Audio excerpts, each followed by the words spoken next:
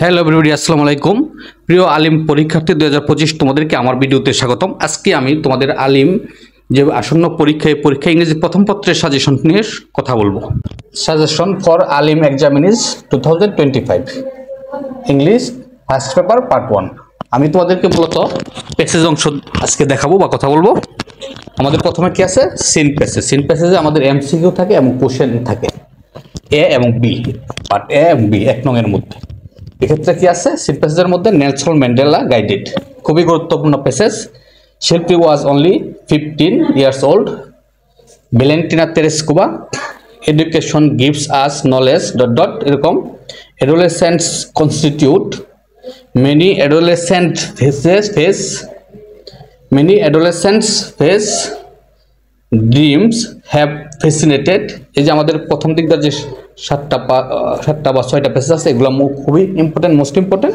তারপরে এগুলো যদি এগুলো থেকে না আসে, তারপর পরে এগুলো তোমরা এগুলা দেখবে, তবে এগুলো প্রথমে গুরুত্ব দিবে, প্রথম 5 থেকে 7টা। তারপর হচ্ছে Brajen Das was born, ecotourism is broadly, Nishat Majumdar. এই হচ্ছে তোমাদের 10টা প্যাসেজ। এর মধ্যে প্রথম যে 6টা বা 7টা প্যাসেজ আছে, এগুলো মোস্ট ইম্পর্টেন্ট। আশা করি এর ভিতরেই তোমাদের থাকবে।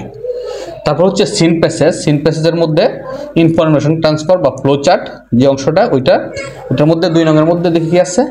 কল্পনা চাওলা, নেলসন ম্যান্ডেলা বা Mandela went on, I have a dream, Bangladesh is blessed, in Bangladesh 30% dot dot dash, the famous Greek philosopher. এই যে দ্য ফেমাস গ্রিক ফিলোসফার, এটা তোমার সম্ভবত 2023-এ আসছিল।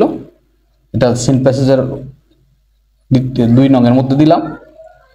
In Bangladesh the legal age of marriage, এরকম প্যাসেজটা। তারপর হচ্ছে beauty is easy to dot dot. এ হচ্ছে সিন প্যাসেজ 2, ইনফরমেশন ট্রান্সফার বা ফ্লো চার্ট। তারপর হচ্ছে সামারি অংশের জন্য কি আছে?